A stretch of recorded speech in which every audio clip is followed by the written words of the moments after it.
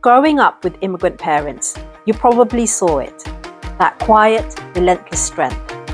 The early mornings, the extra shifts, the tired eyes that never complained. Think about it.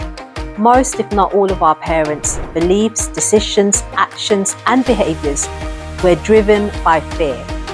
They worked very hard, too hard in some cases, to earn money for themselves, as well as to send to their families back home.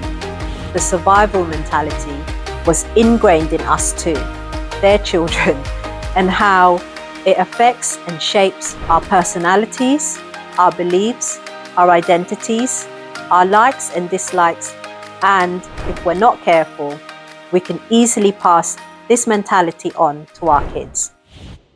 In today's video, we're exploring the subject of our immigrant parents and how they were driven by survival, and what that meant to us growing up as children of immigrants, and how we can use their past experiences to our advantage, especially now that we are the adults, so that we can also help the younger generations learn to navigate childhood and adulthood as second, third, or fourth generation children of immigrants. In the next few weeks, I will be making a series of videos on the topic of being children of immigrants and how we can inspire and empower ourselves to make the right choices for us. Choices that align with ourselves, our values, and what matters most in our lives. So, don't forget to subscribe and be part of the conversation. This topic comes up a lot these days, and not just among the Filipino community, but also in other communities, such as the Black, Asian, and Hispanic communities, amongst others. I think it's because for a lot of us who grew up as second generation, we're now at the stage of our lives where we can truly look back and appreciate what our parents did for us, and on the flip side, what they did not do or did not give to us. Some of this might be triggering for some of you, but this is not the space for putting blame on our parents for the things they may have lacked, but rather we're having an honest and open discussion here to understand them, their actions and behaviors, although not necessarily condoning these either, but rather to consider where we, as the bridge between our parents and the next generations, can improve upon these so that we can not only improve and empower ourselves, but also the next generations. Growing up with immigrant parents, you probably saw it. That quiet, relentless strength. The early mornings, the extra shifts, the tired eyes that never complained. My mum worked as a nurse and worked shifts, and sometimes long hours and long days. My dad worked as a postman for the Royal Mail, and he worked the night shifts. So there would be times when my parents would not see each other for days, although my mum did ensure that she was always home at night when dad was at work. My dad only took one day off a week, which was on Saturday nights. My parents worked for over 35 years in the UK until they retired and returned to the Philippines. To us and to their families back home, they were our heroes, the lucky ones, the successful ones, the ones who made it out of the Philippines, out of Marcos Sr.'s brutal regime, and in my dad's case, the one who made it out of a life of poverty.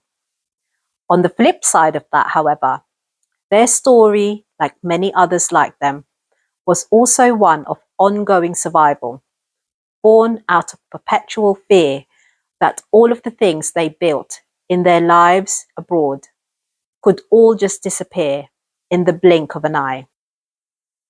The irony is that the survival mentality did not disappear just because they made it out of their country and started building new lives in a foreign country. The fear, as I said earlier, was perpetual and relentless. It was a part of their identity. Think about it. Most, if not all, of our parents' beliefs, decisions, actions, and behaviors were driven by fear. They worked very hard, too hard in some cases, to earn money for themselves, as well as to send to their families back home. While this is commendable and for some admirable, for us children, the downside to this was that they hardly spent quality time with us because they worked all the time and never truly rested during their days off. You may have seen some videos of adult Filipino children making jokes about being the translator, the tech support, and even being scolded and shouted at by their mums just because they're dead or they had the audacity to fall over and scrape their knees. I know it's ridiculous. For some of us, like with some of my friends, they were left alone with their siblings at home, often when they were still under 12 years old, because their parents went to work and they had no other adults to look after them. For some children, like in my case, for example, we were left in the Philippines at a young age to be cared for by other relatives back home so that our parents could continue to work abroad and save money. For most of us, we were very much emotionally neglected too, as our parents never seemed to be emotionally available for us. Anyway, that's a topic for another time. So, our parents worked tirelessly, and while we admired this about them, it also saddens me because, unlike some of our friends, some of us hardly went away on holidays. Holidays for us was going to the Philippines for 1 or 2 months every few years and staying with relatives for the whole of that period and never really exploring the other beautiful islands of the Philippines. I don't know about you, but this was definitely my childhood. Even though we lived in the UK, it wasn't normal for us to go to other European countries, such as Italy or Spain, for instance. They did take me to Disneyland Paris once when I was 12 years old, but sadly, this was a one-off, and the other holidays after that were our trips to the Philippines. In my household, it wasn't because they couldn't afford a holiday to the other European countries, but rather because my parents saw it as a waste of time and money, which they would rather use for going to the Philippines. So, we can see that this is an example of being led by fear, because it was the fear of spending or wasting time, money, and energy for going somewhere else that is not the Philippines. They never really thought of going away as a time for rest and recuperation and just being together as a family. It's only in recent years, as an adult and as a mum, that I'm becoming aware of how the survival mentality was ingrained in us too, their children, and how it affects and shapes our personalities, our beliefs, our identities, our likes and dislikes, and if we're not careful, we can easily pass this mentality on to our kids. Don't get me wrong, being in survival mode can of course be useful, especially in situations that really are truly dangerous for us. But in the long run, we are not meant to be in survival mode all of the time. We live in a different era now, where we don't have to hunt and hide just to survive. But it's almost as if our brains haven't caught up to our current reality. Why is this important to talk about? How will this help us now and in the future? Well, I think it's important for us to talk about this, especially as we and our parents get older. And also, it's especially important when we have kids in the mix too. I truly believe that our kids are our greatest teachers. Not only are they learning from us, but equally, we are also learning from them to become better parents, better people, and to heal from any childhood traumas we may have experienced in the past. We have to be truly aware of whether we are unconsciously running on survival mode, or are our thoughts, decisions, actions, and behaviors driven by our true core identities, by what we truly want for ourselves, by what brings us joy. For example, I used to be such a workaholic, and being a mum and running my own business, I would sometimes feel guilty for taking time off from work and having a day of not really doing anything. I actually used to think that I was wasting the day by not doing anything. So when I did take the time off, I would spend the day cleaning, ironing, and cooking. In the end, I had to think about maximizing my rest time. So I hired cleaners and others to do my ironing too. This has helped me get back my time and use it for more important things, such as time with my family. Being a woman and a parent, we already have so much pressure placed on us. Add in being children of immigrants, where we were taught to work hard and to always be grateful for living in a country where there are plenty more opportunities available than in the Philippines.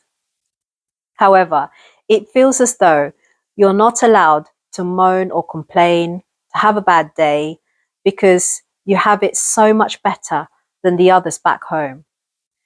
This is how our parents felt and what they also passed on to us. That is the elephant in the room, that guilt that you're feeling.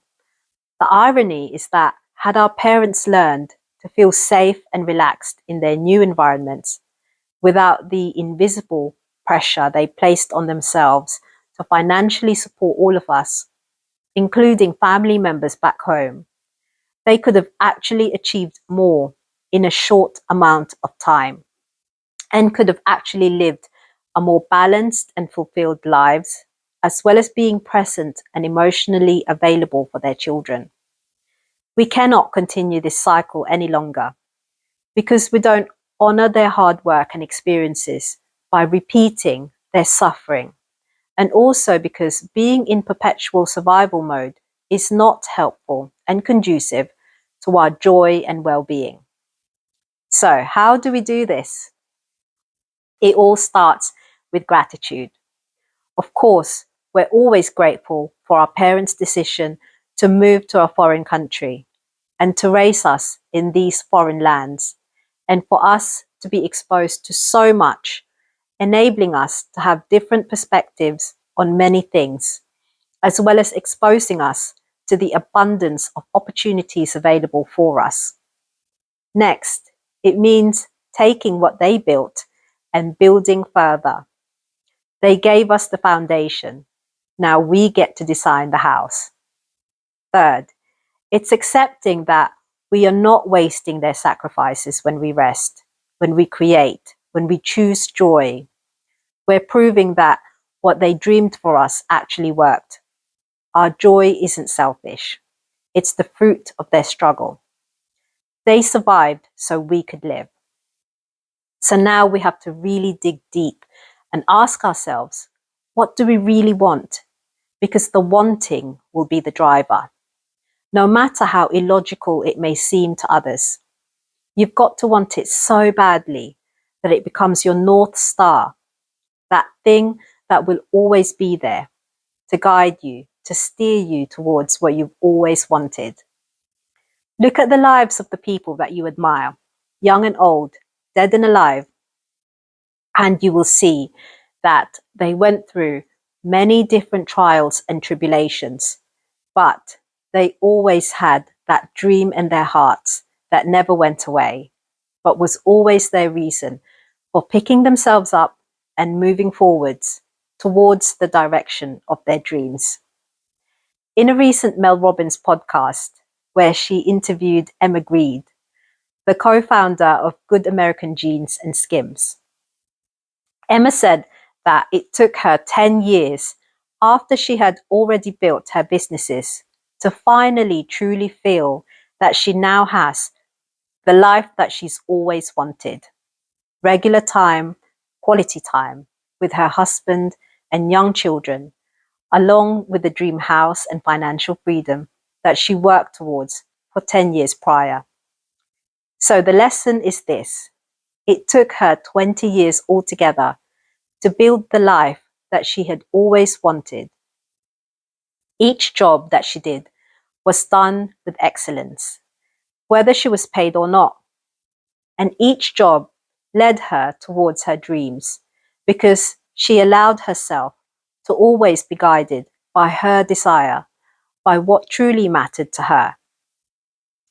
It's choosing the life on our terms, based on whether it works for us and our loved ones, and not listening to the outside noise, the voices of naysayers or critics who may laugh at you and talk behind your back.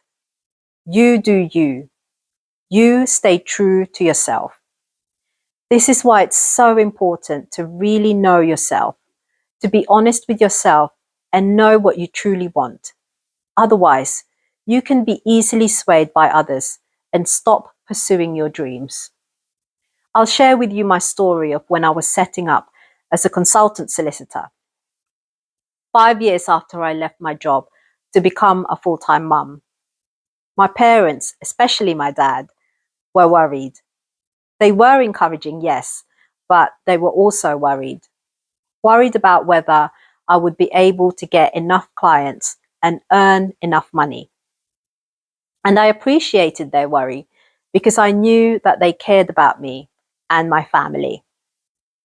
But I also knew that I had to try. I had to give it a go because I wanted more than anything to be at home with my kids. I didn't want to waste time commuting to and from work, and I didn't want to lose out on my kids growing up. We only get one childhood, and I wanted them to see that I would always be with them, that I wasn't always at work and did not have time for them. So I focused on that. I didn't listen to the noise. I wanted to see how far I could go. I had to ask myself, what's the worst that could happen? Well, that would be that my plan didn't work. But then it wouldn't be the end. I always had the option to go back to working for a law firm as an employee. So, armed with this knowledge, I pushed myself, knowing that I would figure it out as I went. And 8 years on, I have no regrets. It's allowed me to be present with my kids.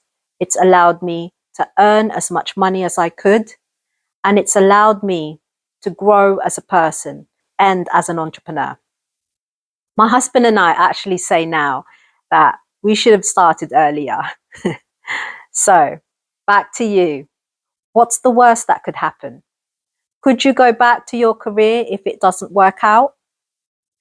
I think it's also important to talk about the fear of failure. Who cares if you fail? Failing is just data. It's a hypothesis.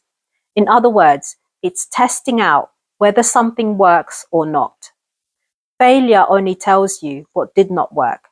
It does not mean that you yourself are a failure. In fact, it means that you are winning because you're trying.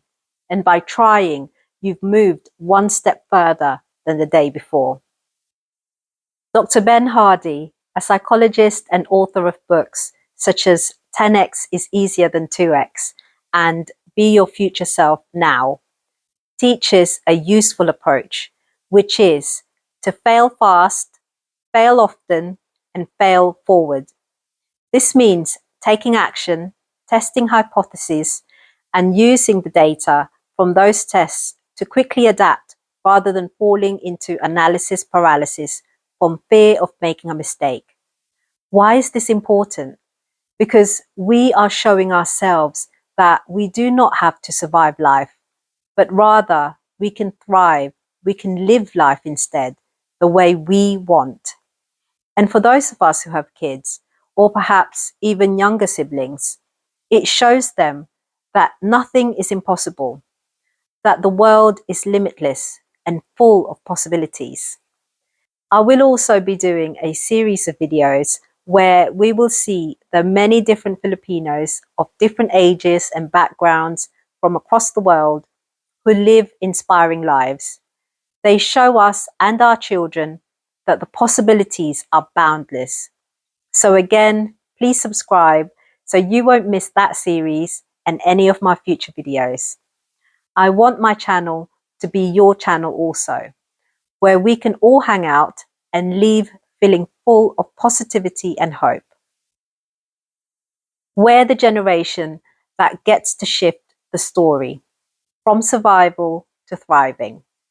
It means allowing ourselves to heal, to rest, to be curious, to be open to possibilities, and to have faith that we will always be guided towards the right path that we are destined for.